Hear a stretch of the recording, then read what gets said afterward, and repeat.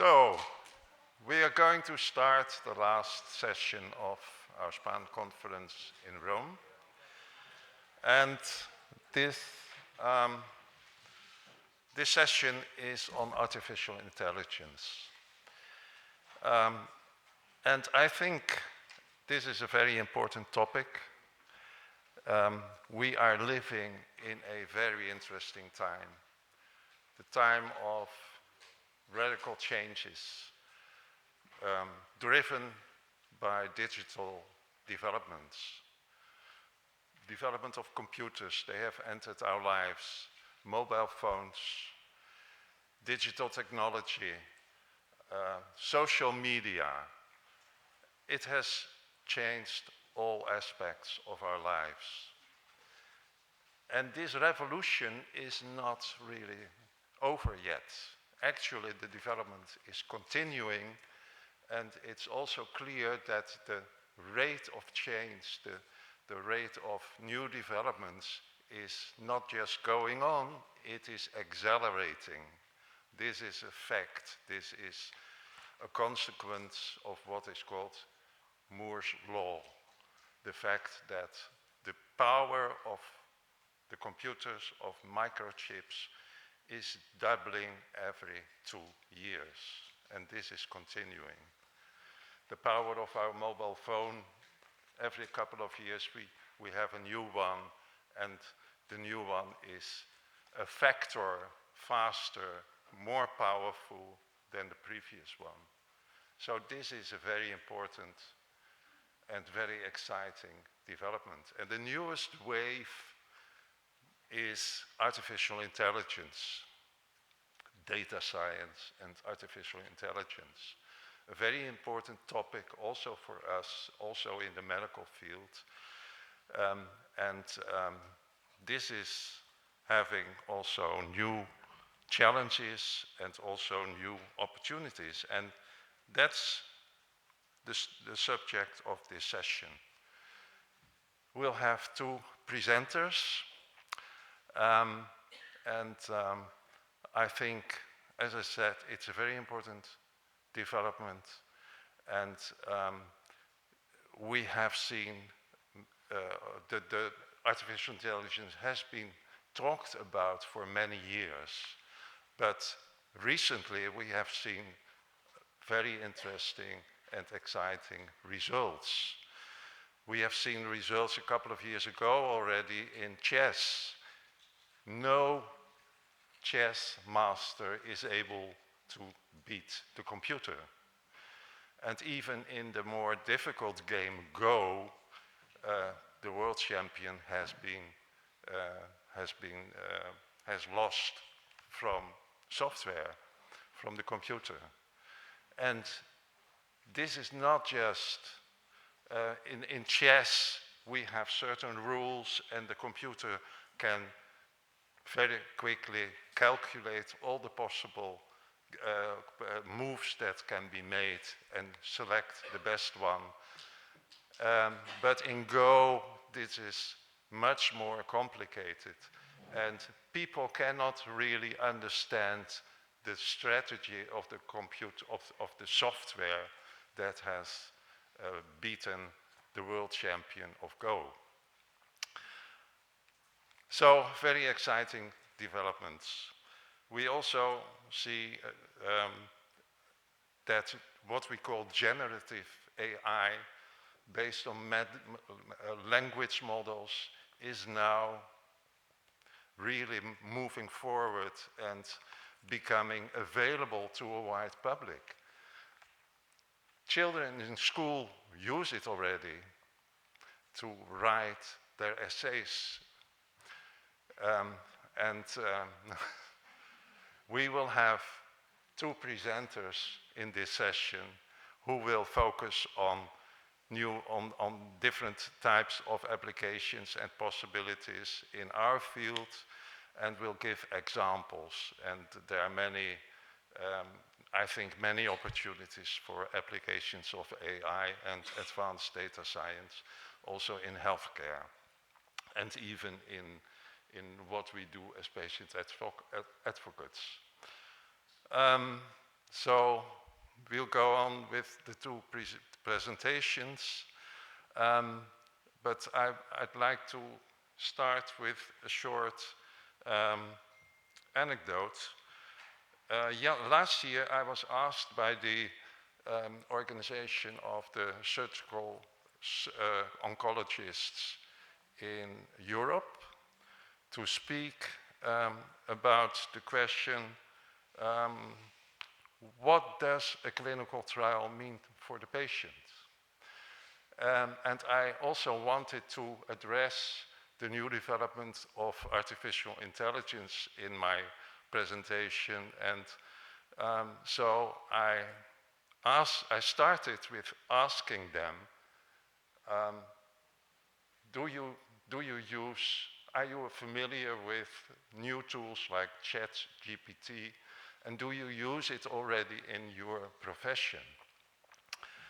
And there were one or two who knew what it was, ChatGPT, and were trying it, but not too many.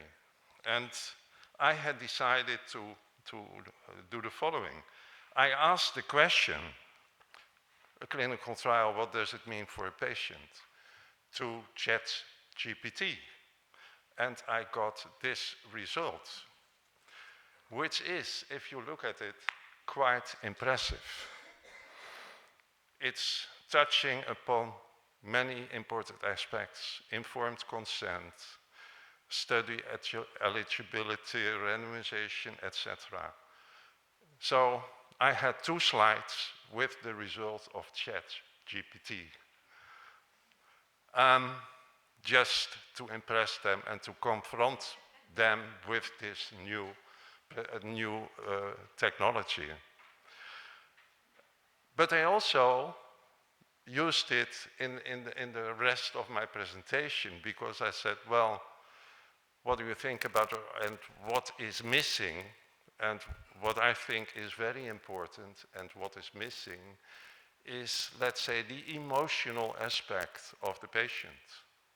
What does it mean in terms of, well, the questions that patients are facing? If there is a study available, should I join it or not? Do I want to join it? Is it important for me to, of course, everybody wants to live longer, but to what price? What will be the quality of life? And am I prepared to offer quality of life to live maybe a couple of months longer? These type of aspects are not tackled by ChatGPT. And that is, of course, something that is, for us as an organization, very important. I just wanted to give you this example before giving the floor to the presenters, and the first presentation will be given by Maria Brandt. Please.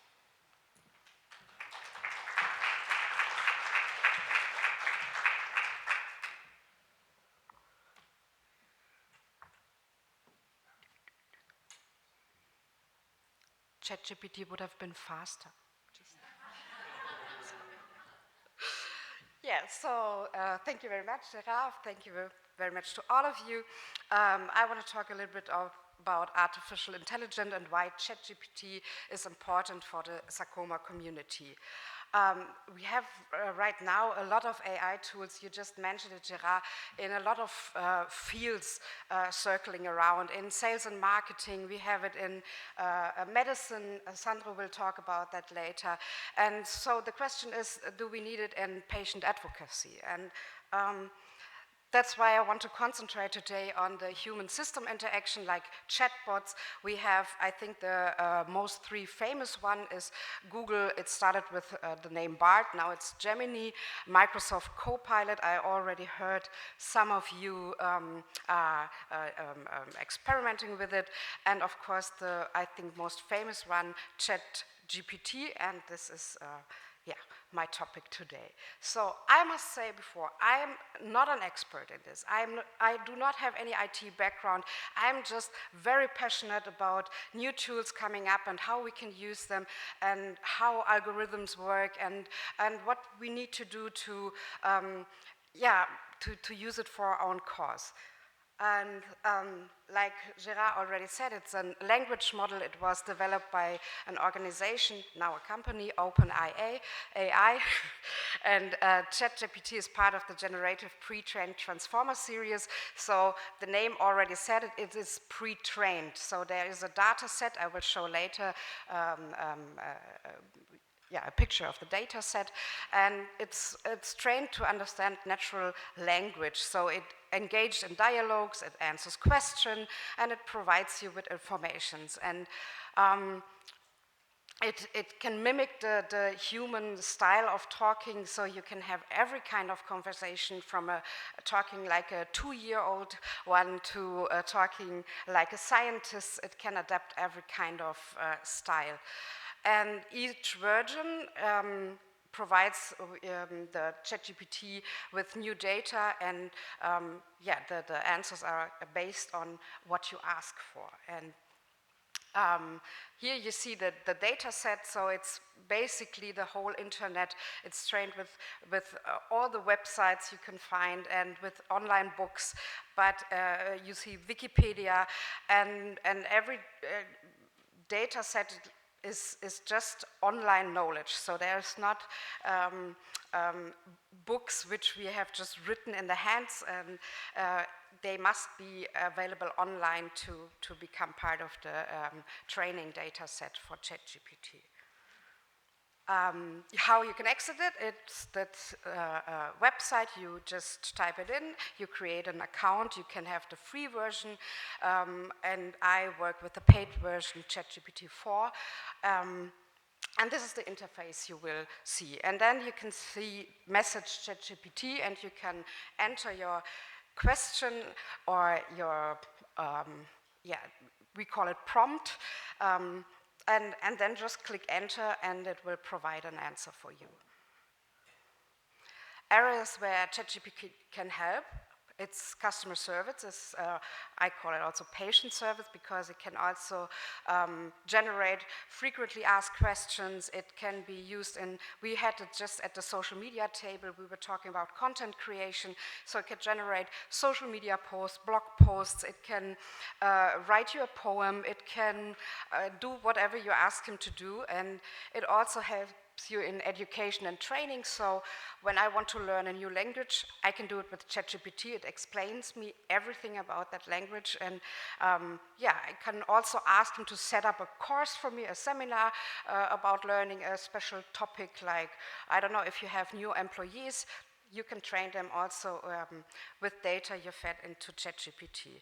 It also helps you with business operations. It can do the reporting. Kai, you could just enter all the, type in all the numbers and say, I don't know, do an analysis for us, for SPAGN. It helps you with fundraising and awareness campaigns. So it's useful in a lot of areas, and I will get into it later. I will show you some examples. So like I said before, the prompting, like the information you provide on ChatGPT is the most relevant thing while using ChatGPT. So most people are used to use ChatGPT like they use Google, like give a question like, tell me the best restaurant in Rome. But this is not how you should use ChatGPT. You should use it like an assistant, like someone who knows everything, and have a human conversation with him.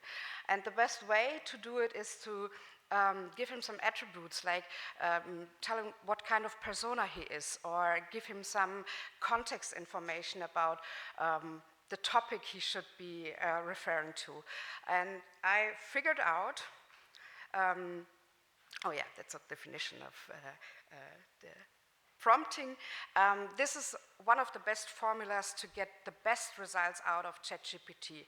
You give it a task, you give it context about the task, You show him, if you have examples, if you like to use it for social media postings, you can make a screenshot of a social media post you like, you just uploaded it and tell ChatGPT, please use this as an example. You give him a persona, so when I do, if you want to do social media postings, you just tell him, act like your social media manager, and then you upload your information. You tell him in which format he should put out the answer, so you can tell him, make a PowerPoint slide, make a social media post, make a report, make a poem, do it with bullet points, you can do whatever you want. And you can tell him which kind of tone it should use. Should it be inspirational? Should it be angry? Should it sound like a scientist? So whatever you like the outcome to be, you can just type it into it. And no, it's not working. Yeah, so you're ready for some examples. You know it's always good to do it right on time because it's very impressive to see the answers coming just in seconds. But usually when you do a presentation, the system breaks down. I will get a heart attack in front of you, and I thought it's not the best ending for this conference, so I just use screenshots.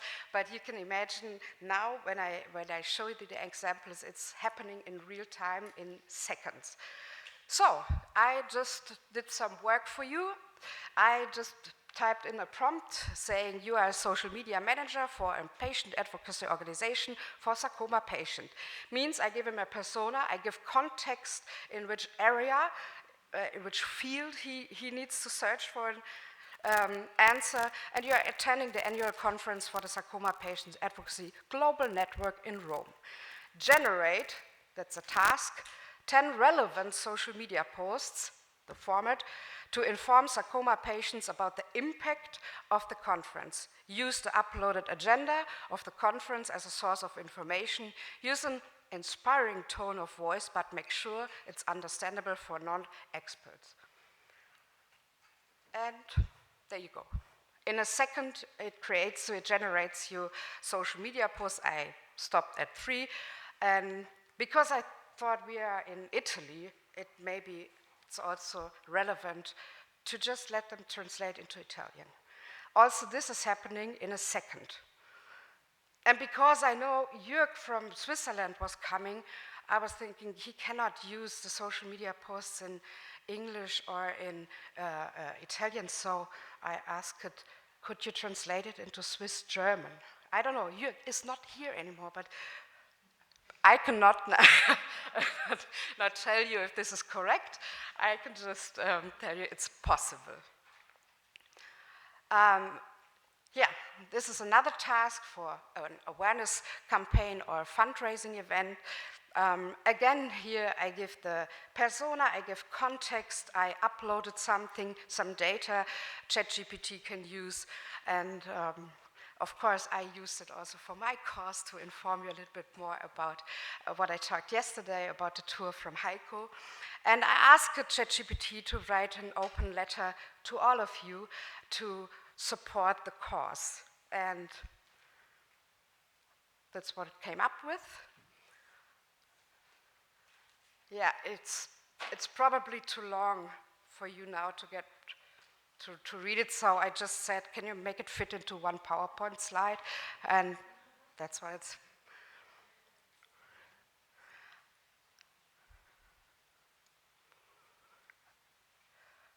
And because I don't know if everyone is now as motivated as I am about this cause, I thought maybe I need to change the language. Now I have no idea if this is correct, but maybe someone is here who can help me. Can you translate it into Hindi? And this is the outcome.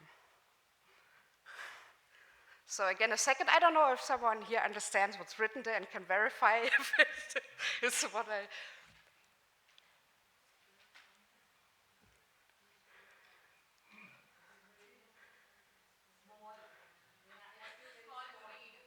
Okay, I'm sorry. Yeah, it's just to show you it happens in seconds, and it also shows you you always need to verify and check the content ChatGPT is creating. So don't just take it for granted, don't just take it as the truth, you always have to check it. So here's my prompting tip if you start with it, because it can be a little bit, oh, I forgot about the persona, or I forgot about the context. How much context does ChatGPT needs? So this is a prompting tip from my side. You can tell ChatGPT to ask you questions about the answer you would like to have, or the outcome you would like to have, and you can respond to those questions and then ask again questions so it understands better what you want, and the outcome is much better if ChatGPT, of course, understands you better. So to talk about a little bit about the limitations and considerations, what ChatGPT does if he cannot find an answer is the hallucinations. And it's a little bit like when I asked my teenage son to can you bring out the garbage, he comes up with multiple answers why it is not possible, and they are all made up. I know it because there's neither a tornado outside, nor was he get hit by a car, so I know it's wrong, and ChatGPT is doing the same. So if ChatGPT doesn't know what the correct answer is, it just invents something. So that's why we have to be really carefully. We had, I think, not a long time ago, a topic about rare cancers and rare cancer organizations in Germany, and it just made up a list with organizations. They never existed. And so we really have to check the information ChatGPT provides, and it's not that we can just run it without checking it, without proving it. That we have to keep in mind. It's also not using real-time data. I know ChatGPT is capable of it, but it's not doing it right now with this update. So the data it provides us with is a data set, I think it's from April 2023. So I am sure there will be soon another update.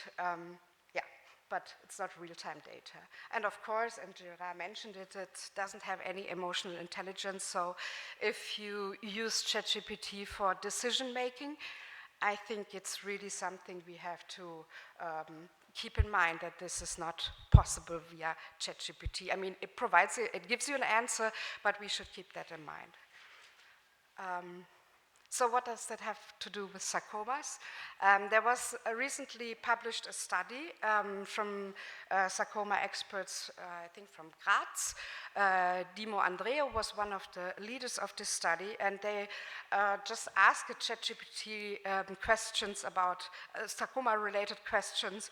And you could see in the study, which was published in the Frontiers of Public Health, that when it came to general information about sarcomas, the answers had very high quality.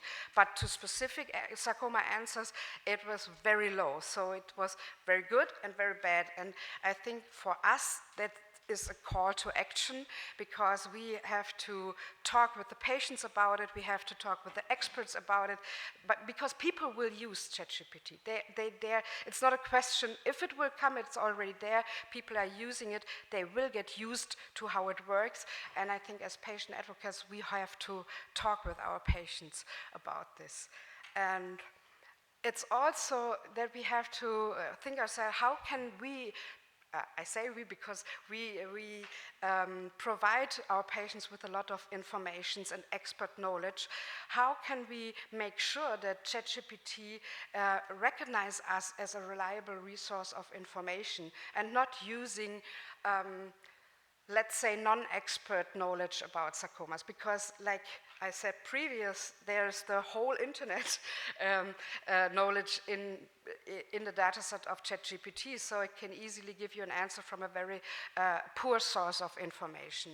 And because I'm very passionate about it, how we can achieve that ChatGPT knows where are reliable resources of information around sarcomas, I have 3 how-tos, which I found out ChatGPT uses. So we just heard it uses all the websites, so we need to be there. We need to be online with our informations, with our knowledge about sarcomas. It also uses social media data. Why? Because in comparison to a website, social media profiles are usually updated, edited, and posted. They have real data information, so they are updated on a daily basis or weekly basis, or depends on how often you post. So ChatGPT is comparing the knowledge he maybe finds on a website if there's any newer information on a social media to find. So we have to keep that in mind, and we have to be present on social media, because I think in the newest update there will be even more data from social media. And last but not least, you can create your own chatbot, your own GPT, and provide it with the data you like to have answers from. For example, you can you can put all the knowledge about sarcomas into one GPT, and it just provides you with answers from the data you put in. If you want the ChatGPT recognize your website as a reliable source of information, it needs to have good usability. The user experience needs to be good.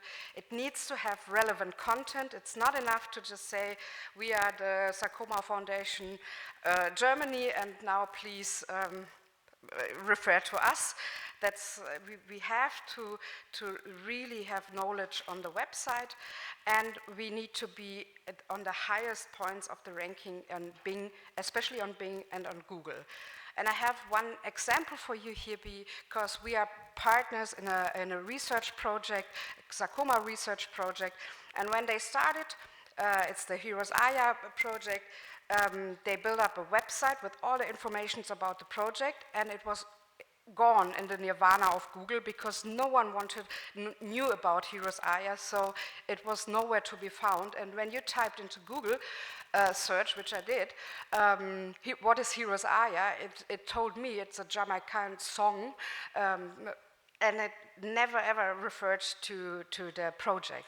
So I was thinking, okay, we need to do something so Google knows about this project, and for 2 weeks, of all my mobile devices, I typed into Google, into the Google search, questions which I knew just the website could answer. So on the website there were written that Heroes Aya is a project with 6 sub-projects. So I asked Google, what are the 6 sub-projects from Heroes Aya? And I knew it could just find it on that website. Or I knew the names of the researchers, so I asked it, what is the role of Stefan Fröhling in Heroes Aya? And I knew it needed to go on that website to find that information. So in 2 weeks, we were #1 on the Google ranking, and I knew that ChatGPT would refer to this website, and I hope I have it here. Yeah, so before I asked ChatGPT, sorry, it's in German, what do you know about Heroes Aya? And here it was written, oh, could be a video game or a book, or I don't know. And then we ranked the website, and after that I asked it again, ChatGPT, what is Heroes Aya? And it's not just knowing what it is, it's also referring to the website. So you can see it has an impact on it. So, social media, I already said. So, the algorithm of ChatGPT is also watching if you as an expert or a patient advocate, to who are you connected? Are you part of the bubble? Are you a reliable resource? For example, we are on Instagram, so now we have also the German Cancer Research Center as a follower. ChatGPT is watching it. And it can tell you, okay, they're probably a known name in the industry, so they're probably a reliable resource of information.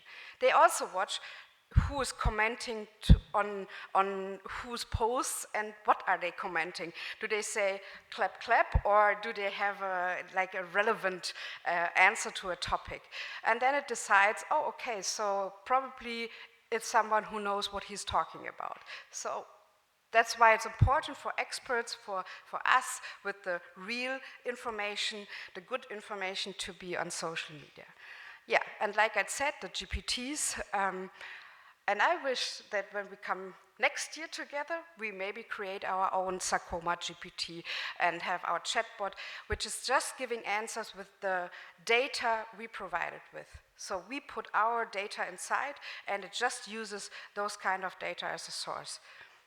And to end my presentation and to know for me as a speaker if you understood everything very well, I asked my last prompt, I asked ChatGPT to give me a picture of an audience that understood everything very well and is very motivated to take on the task. And now I have to check. Yeah, the arms are missing, but almost. So thank you very much.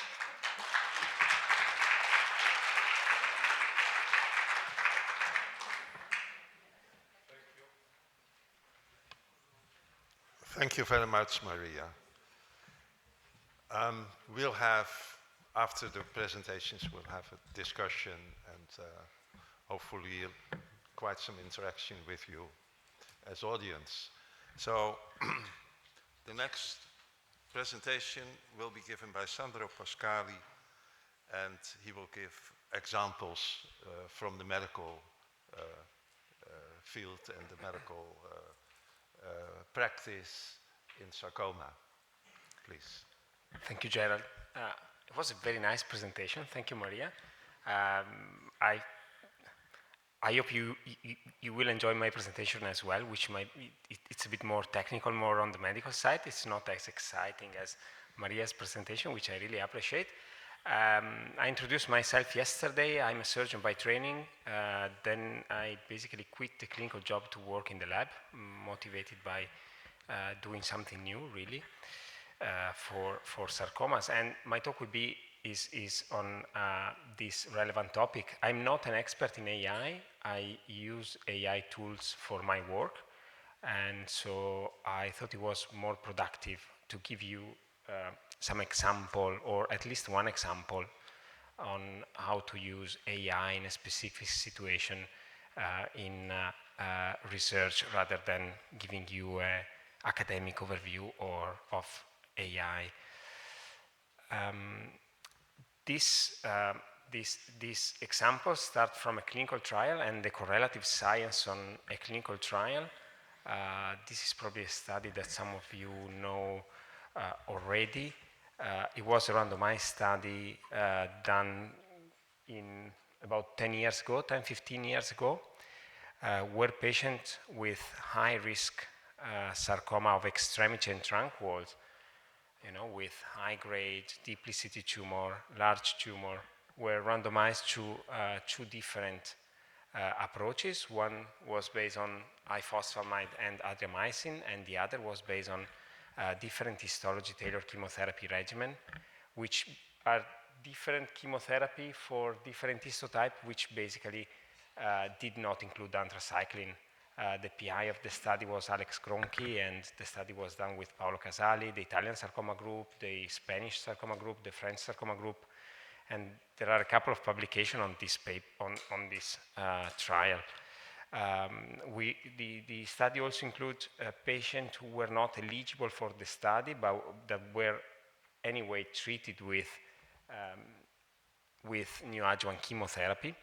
So there was an observational cohort in the study. What we did, what we wanted to do on this patient is to understand if anthracycline was able to modulate the immune infiltrate. So you need to think that anthracycline could be effective on the tumor, but has some sort of effect also on the other cells that surround the tumor, mainly this is what we call the tumor immune microenvironment, that is composed of lymphocytes, monocytes, fibroblasts, stroma. So there are different components, and we wanted to see how this component could be modulated by anthracycline, because this component can themselves exert an anti-tumor effect on tumor cells. So at the end of the day, on tumor cells, we can have an effect that is not just related to anthracycline, but also from the immune cells that are surrounding the tumor, and then these immune cells can keep memory of tumor cells and can control the tumors during the follow-up after surgery. So this is the idea. And these were the number of our studies, so about 250 patients, so not really many, but still a significant number of patients. I'm getting to the point now because you might think that 250 patients are not many as a number for in terms of statistical analysis, but what we did to complicate our life a bit more was to select 4 different areas in each tumor corresponding to the area that had different tumor response to chemotherapy. You have been told many times, I'm sure, that sarcomas are quite heterogeneous and they might respond or not respond to chemotherapy, but actually you need to consider that not all the tumor respond or not respond to chemotherapy. Yes, if you are really lucky, all the tumor do respond, but most of the time what we do see is that some area of the tumor, okay, that here we call low grade for some reason, respond very well to chemotherapy and some others not, right? So there's a lot of tumor heterogeneity and we wanted to account for that. And we also examine other areas of the tumor which are relevant from an immunological point of view, which is the area with the highest number of infiltrating lymphocytes at the normal pathology examination, and the lymphocytes are the little dots that you probably can appreciate because they are darker than the background and the tumor cells, and they are like little spot. And then the other area is the tumor edge, right? So this is the tumor and this is the normal part. Because on the edge of the tumor, clearly, you know, the immune cells that flow in our blood, for some reason, go into the tumor or not, right? So there were these 4 areas analyzed for each tumor.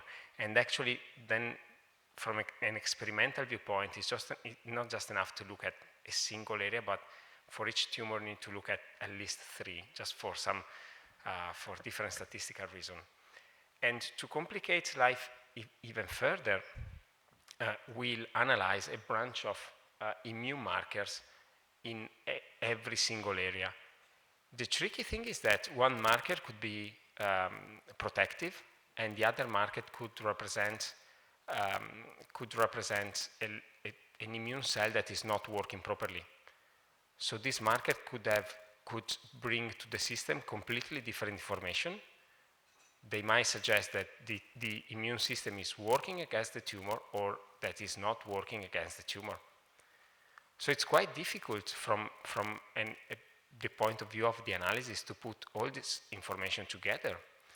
And then, you know, to add some more complexity of this, I'm sure that we might find out that, you know, the amount of cells are related with the outcome of the patient, but then practically speaking, we are interested to normal values, cutoff, you know, we're interested to know whether this is going to add a benefit or when this is going to not add a benefit or even being detrimental for patients. So there are a lot of aspects to consider, and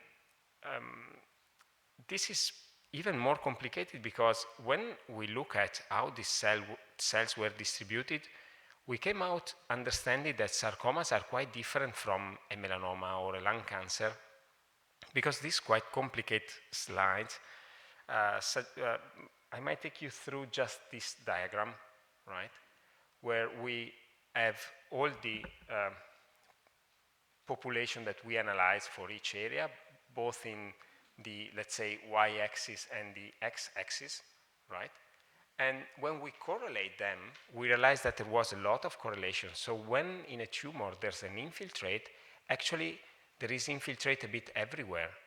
And for instance, in melanoma it's completely different because the most part of the infiltrate is around the tumor, on the tumor border, and not really scattered inside of the tumor. This is something we didn't know before starting. So it's quite interesting that, you know, the soft tissue sarcomas are quite prone to be infiltrated by immune cells after chemotherapy. So this further suggests that there's a role for chemotherapy in enhancing tumor immune infiltrate. There are obvious things here. Then different type of sarcomas could have different tumor infiltration. We call complex karyotype sarcomas those that don't have a main driver, such as UPS, LMS, and PNST, and those shows more infiltrate, tumor immune infiltrate, compared to simple karyotype sarcomas, such as myxoid liposarcoma and synovial sarcomas. There was some discussion also yesterday here about this tumor being generally colder, less infiltrated, less prone to immune therapy, but with other possibilities. So there's heterogeneity also within tumors, okay? So multiple patients to analyze, multiple areas, multiple markers with that brings different information, tumors that could be very different across each other. And on top of that, a possible difference of chemotherapy and radiotherapy on this tumor, because we can see here that chemotherapy might change a little bit each of these cell populations, and also radiotherapy can change this cell population. So there are a lot of confounding factors. I don't be too focused on the images, it's just for me to tell you the story. So this is where an artificial intelligence could help, right, in putting together all this information and all this complexity, which definitely for my mind is too much, and also for the traditional biostatistics is too much. Maria discussed with you before about, the, let's say, new AI method, ChatGPT, but even Alexa, or whatever you want to call. As Gerard pointed out very nicely before, some of the method of that now we call AI have been there for quite some time, and the two main methods are probably the machine learning and the deep learning. Machine learning basically means having a lot of information without knowing the outcomes, right? And we want to correlate all this information with the outcome. So this is what we actually use, a machine learning method, to make sense of all this data. This machine learning method is called AIM, and we picked that up because it was able to give not just the association of the presence of a particular immune population, but also it's also able to give cutoff, right, which could be clinically relevant. And this is how the system works, basically. You can see here the 4 areas I was mentioning, and the different markers that are picked up for each of the area. They are also ranked based on their importance for the outcome that we are evaluating. That here, just for your peace of mind, this is free survival. And so they are ranked based on their importance. There's a cutoff value for each of the markers, because these cells, I skipped before just not to give more too many information, but these cells are counted with a digital pathology system, which is, as it was mentioned before, quite available these days in all reference center. And I don't want to take you through, immunological consideration on this, but I want to show you that the score that we generated based on this system of AI were prognostic in each of tumor area. So when we consider the score that the AI method was generating for each of the 4 tumor area, we came out with these survival curves, which represent the survival of a population that were statistically significant for all the 4 areas we examined. And moving a bit forward, that's probably one of the other interesting results we come out, because in this study we had both patients who receive anthracycline, as I mentioned before, and patients who receive chemotherapy regimen without anthracycline. And actually, this prognostic association was there. You can see the separation of the curves only where anthracycline was administered to patient, and not where regimens that include drugs other than anthracycline were included. So with all this information and making sense of the direction of the effect for each marker, which means that a marker might be protective and another one might be detrimental, we were able to understand that the prognostic association of immune cells in the tumor microenvironment is mainly driven by the treatment with anthracycline and not by other treatment. And this is actually the conclusion of my work, and this final slide is just to thank the people that I'm working with and our supporters and collaborators. And thank you for the attention.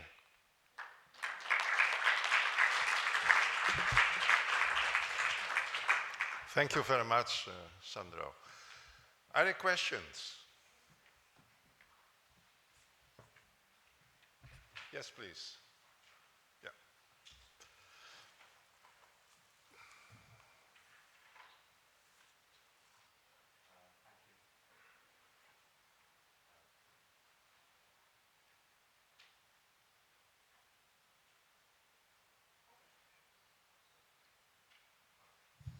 Thank you for that. Sandro, can I just ask you quickly, if I get it right, then obviously the adriamycin will stimulate an immune response in certain tumors.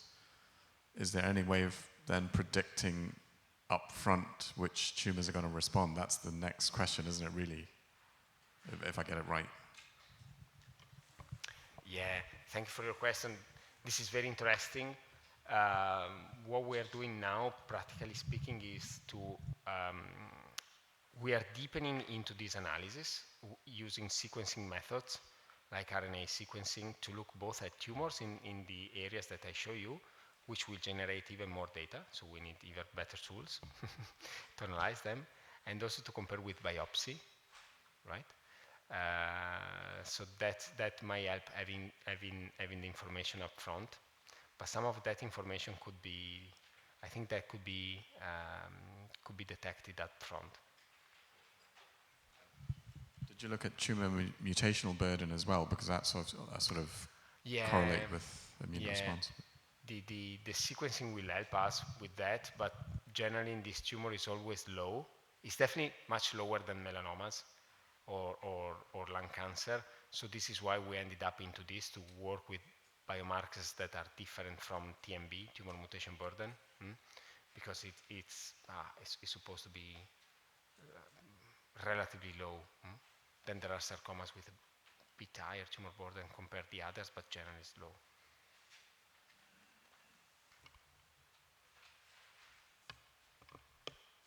Any other questions? Yes, please. That's just a practical question for Maria. So, wait. I don't like it screen. No, that's a very practical question on the ChatGPT. So, you mentioned there is the free version of 3.5 and 4. So, what's the difference? Like, which one would you opt?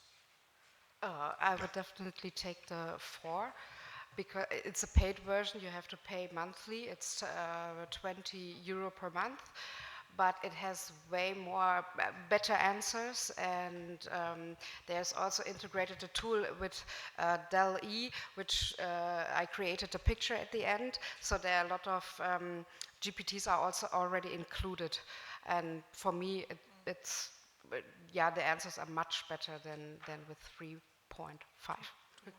And what about the other two? I mean, Google, and there was another one. Bing? The other two. I mean, there are a lot of chatbots outside, and I started now with Google Gemini, and I thought really poor answers. So when I asked it about the German Sarcoma Foundation, it told me we are located in Berlin, and so I already knew it's wrong. I think they need more training, but I think it will come right now. Microsoft Copilot is based on ChatGPT because they are now cooperating. Yeah. And finally, what about authorship or copyright? I mean, if I use a text that like the social post, or if, let's say, we get a blog written by ChatGPT, I mean, do we have to indicate somewhere, or who is the author? As I know not, but I think you should refer, but maybe you know about this? Like, this is a very relevant topic these days in medical writing, like in papers. Most of the journals, or at least the best journals, ask you as a corresponding author when you submit your manuscript, whether you had the assistance of an AI tools to write it up, whether you write it on yourself. So on social media it's not yet requested to say it openly, but on material that is going to be copyrighted, because this is what basically articles in medical journals are, it is required to report if you use the. So basically, the social media posts you just use, and you don't have to indicate that. No, there's no copyright in social media. No, and not from.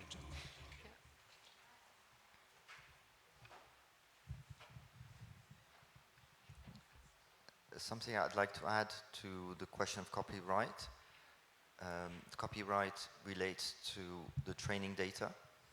So in fact, as you do not know exactly what data was used to generate your post, then there's always a risk. Somebody might come up and say, you are plagiarizing my intellectual property, which is one of the main weaknesses of these models. They look good because we know the answer, and we can correct them by saying, oh no, the association is not based in Berlin. But if you don't know the answer, then you get something which is very hard to qualify. So there's big risk. And there have been cases of software programming, because people use Gen AI for generating software code. There have been cases of companies being sued successfully for using generated code.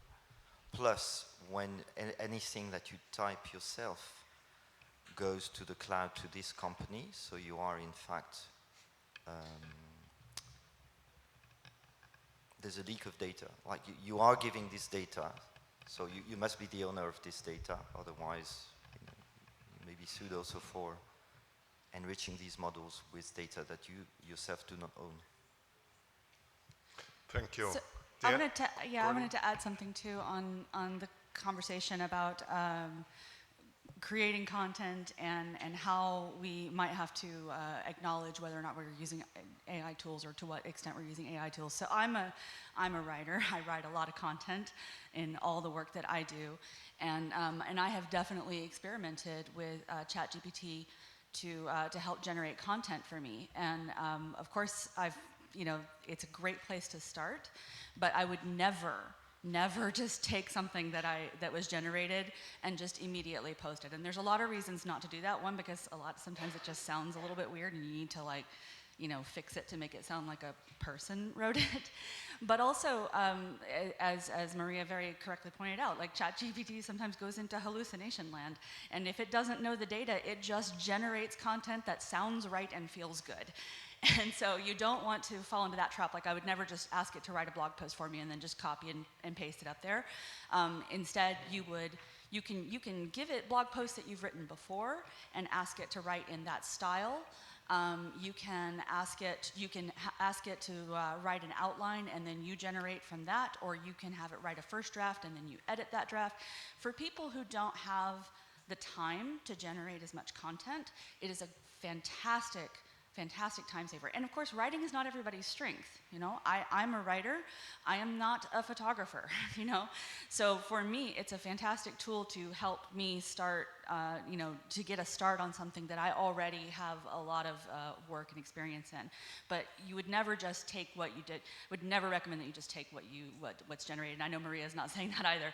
You don't just take what it's generating and just automatically post it without reviewing and editing it some. So I just wanted to add that. Thanks. Yeah, I think it's really important to check if you use tools like ChatGPT, because ChatGPT always want to give an answer, and it looks really good, it feels good, and it looks good, but you cannot be sure that it is correct. And we have done some tests also asking to write, for instance, a CV of a person who is in a high position and has a lot of references everywhere, so you can find a lot of data on the internet, and that's possible for ChatGPT as well to find it. But we have checked the CV, and in certain facts were not correct. They were sometimes almost correct, like date of birth. It was the wrong month, the wrong day, almost the correct year, but you have to know the exact date to be to know that it's wrong. But check everything that you get and be careful. Yeah, and I think that's why we have to educate people about it, and we also have to educating in the prompting thing, because the better you do your prompts, then the better the outcome is. So maybe this is also a question when you get poor answers, it was a poor input. And I think it's necessary that we, especially patients with sensitive topics like cancer, that we educate them on how to use it, because they will use it. Yeah, sure. Any further questions?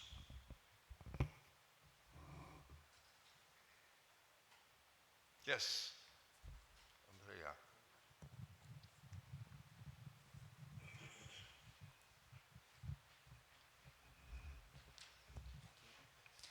A question to Sandro. We know that artificial intelligence works very well with images. So is there any application for MRI, CT scans, or are you aware of this field application? Good question, thank you. Yeah, so I could talk for hours about this question. I will try. I can assure you that I will limit myself, also because we are working on that. So as we were discussing with Gerald before, thank you, Andrea, for the question. Probably it's interesting to make you a couple of examples about this to answer your question. One is about the analysis of images from slides, from pathology slides, from EHE slides. And there are studies these days that applying an image analysis, which is not much different in principle to what I did in the example that I show you. So using a system, to upload slides into a machine and to count cells, but it's more complicated. From those images, you can extract a lot of information. And for instance, in GIST, it seems that it's possible to predict the mutation based on the HE slides. There's a project in Europe at the moment from Jean-Michel Quanz that you probably know, because he's the inventor of the grading system and is now retired, but is still very active in Bordeaux. And he's collecting GIST slides from GIST patients from different institutions in Europe, including our institution, to predict GIST mutation based on the appearance of the slides. And apparently the preliminary results are good.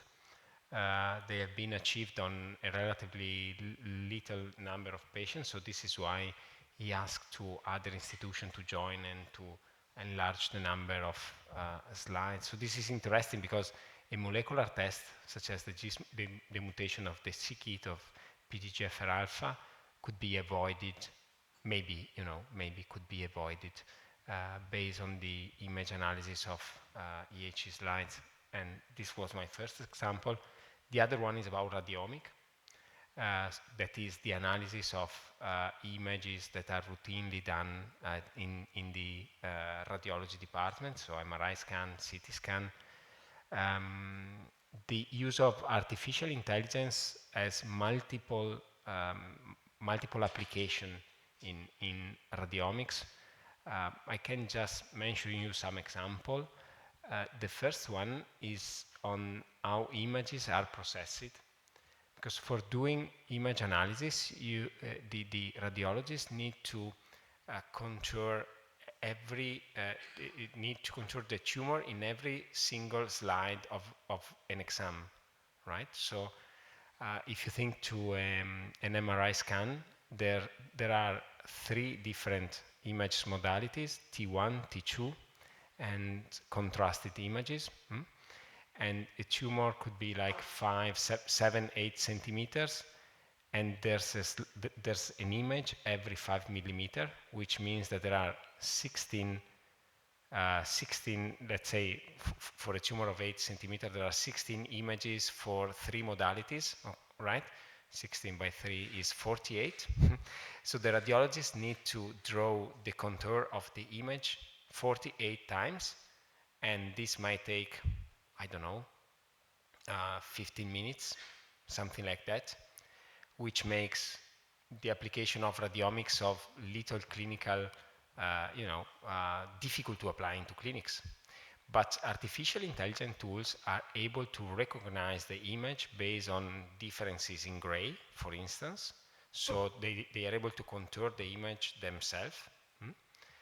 It's not that straightforward. You need to train them like doing 20, 30 images before and then see how they behave with the others, but you can do that. And this makes everything more translatable into clinic because it's automatic. It's automated or semi-automated. There are different ways of doing. This is the first very relevant point. And the other point is when the data should be analyzed. Because the radiomics generate about, depending on the software that is used, about 500 variables with all the numbers for each image, that then for each patient, let's say, at the end. So there are a lot of information for each patient. And these variables are not super strong in terms of predictivity, because going back to the grading that I mentioned, the grading of sarcoma is a very strong information, so it makes a lot of difference having a G1 tumor or a G3 tumor. For a single radiomic variable, it's not that strong having, that at a low level or at a high level. So each of them add little information to the already existing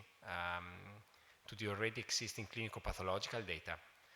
So there are needs for complicated pipeline analysis, which includes AI, machine learning, and also another form which is deep learning in the process. So I made you the example of the slides and then the radiomic at the very beginning with how images are handled and how data are handled, to say that there are multiple application of AI in this. But then just a final comment, this should be done outside the ChatGPT stuff. I don't know what ChatGPT could give, but all the information are protected and should be very well reserved. So we use tools outside the publicly available one. As it was asked before, these tools are used to generate the prompt for the command to do the analysis, but not to run the analysis, right? So the machine learning method, like the one I show you, is done outside, on the computer of the researcher, not online. So be assured of this.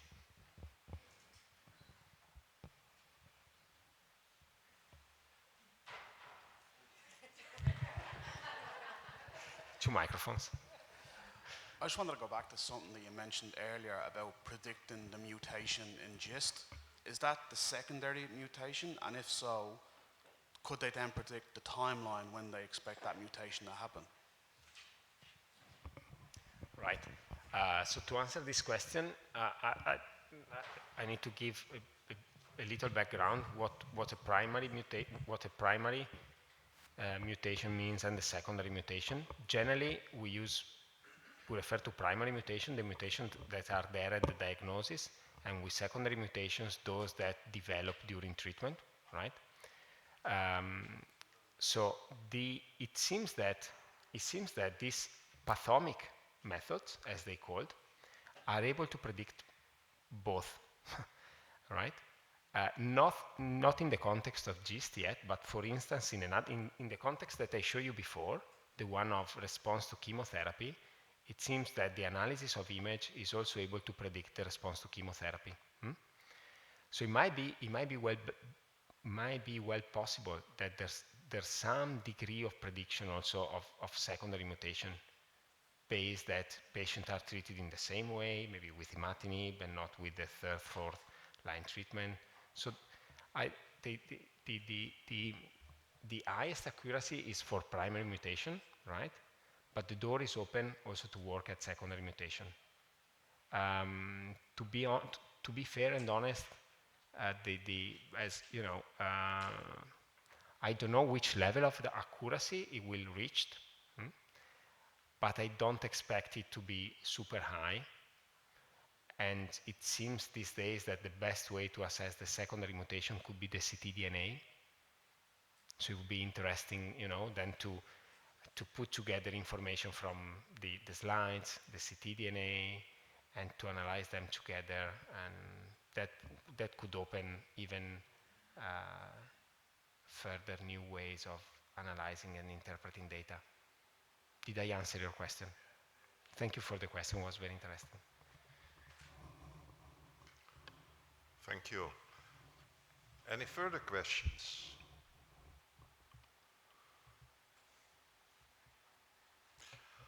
Well, I hope you enjoyed this session on artificial intelligence. I think we have certainly, the presenters have certainly given very nice examples of new possibilities and new developments. And I'm sure that this will be an important topic in the next SPAGN conference and any SPAGN conference after this one. It will be growing, and as I said, it will be growing very fast and create new opportunities and new possibilities. I'd like to thank the speakers very much for their valuable contribution, very interesting. I think it was an eye-opener for many people in the room. So thank you very much.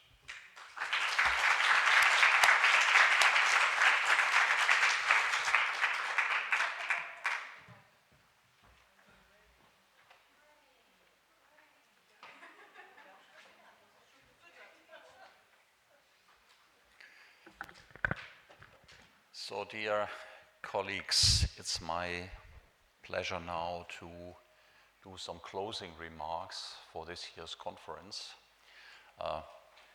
It's a question whether this is a pleasure to end the conference so spontaneously, I don't know, but it's my pleasure to talk to you at the end of the conference.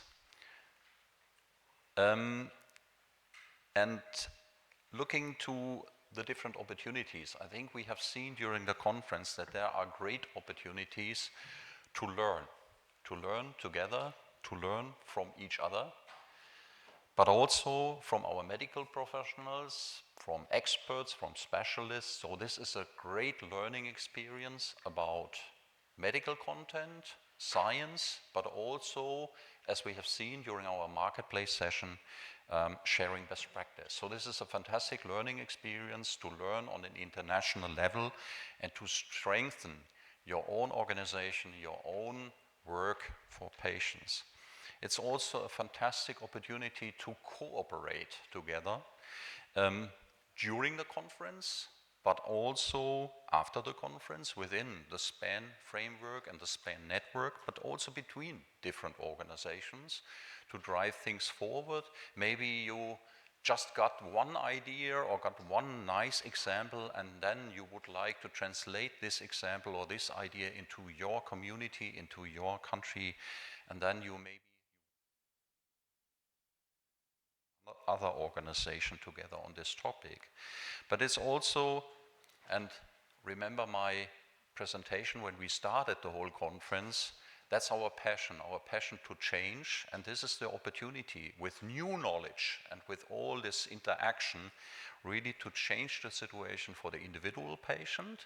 That's what we call support, but also for many patients, what we call advocacy. So these are a lot of very, very good opportunities coming from these kind of meetings. And there's always, and we have made this experience during the last 3-4 years, it is much better to come together in presence and have this interaction in presence than doing these big online meetings, as we have done this also in our history. We hope as a board, but also as a team, that it was a valuable meeting, a helpful meeting here in Rome, that your time, and many of you dedicated a lot of time to this meeting for traveling, but also being here in Rome. So we hope that it was helpful. It was for us really a fantastic opportunity also to celebrate with you our 15 years of SPAGN. I think that was another very important highlight of this meeting. We hope also that you have had a lot of great personal encounters and conversations, maybe during the dinner or during the coffee break or within specific sessions. We also hope, looking back to yesterday evening, that you have had enough Italian food. I hope, I think so, I guess. But I also hope, and I got the impression that you also have had a lot of fun during the conference, and that really many of you really enjoyed the conference. Important, and we have mentioned this several times, it is important to get your feedback, your true feedback. What was good? What can we do better in the near future with the next conference, with all our activities? So please give us your feedback, and Catherine and the team, they will look on the feedback and they will analyze the feedback, and then we can work towards the next conference, because you always know after the conference is before the next conference, so we are always in conference mode to think about what we can do better. Especially Michi is in conference mode. And then a big thank you. I think that's very important. First of all, a big thank you to you, because as I mentioned before, many of you did very, very long trips, 15 hours, 20 hours here to come to Rome, and now you have to do the trip back. You invested a lot of time as volunteers to do these kind of meetings. I think that's very important.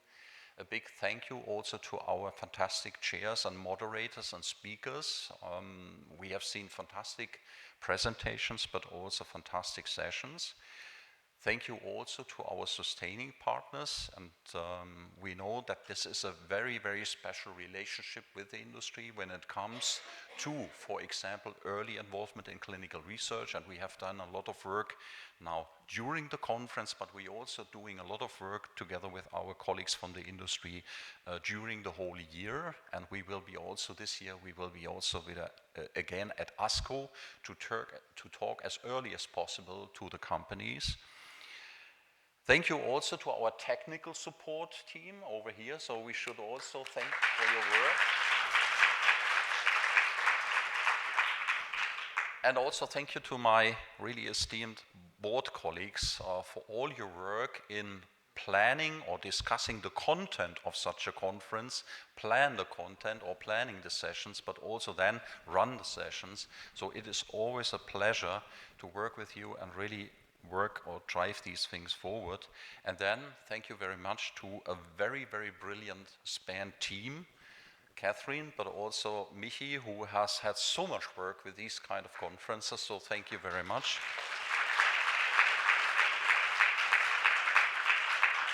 But also to Corey, Ivana, and Tanya. And when I mentioned the name Corey, we should know that Corey, it's your birthday today. So, congratulations, Corey. All the best. I'm not a very good singer, but maybe you would like to sing. So, shall we sing a happy birthday? Happy birthday to you. Happy birthday to you.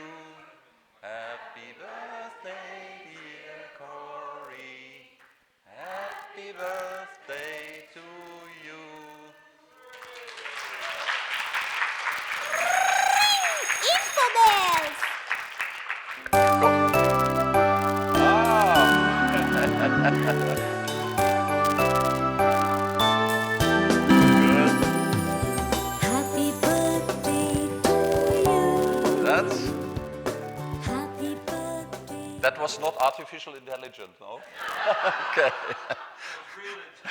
Real intelligence. Thank you. I guess you never have had so many people in the room singing for your birthday, or? Okay. Good. And that's about the SPAGN Annual Conference 2025. And Catherine introduced this already. We have done now 14 conferences in Europe. And because we are now a global organization, we also need to do conferences outside Europe. And that's the plan for next year, to go to the US and have the conference in the US. So we are already working on this. So we don't have, in the moment, we have any details, but we will let you know as soon as possible about the location and about the date. Finally, there is still an opportunity for great Italian food. So lunch is still reserved in the hotel, or will be served in a hotel restaurant. And now, at the end of my talk, you will remember the picture from our opening with the different generations, with the next generations and the crews of Star Trek. And I would like to close the conference with two very important quotes from the first generation. The first is, live long and prosper. That's the first statement for all. And the second one, and I modified it a little bit, that's not the original one, and it might be technical, a little bit problematic, but beam them home, Scotty. So thank you.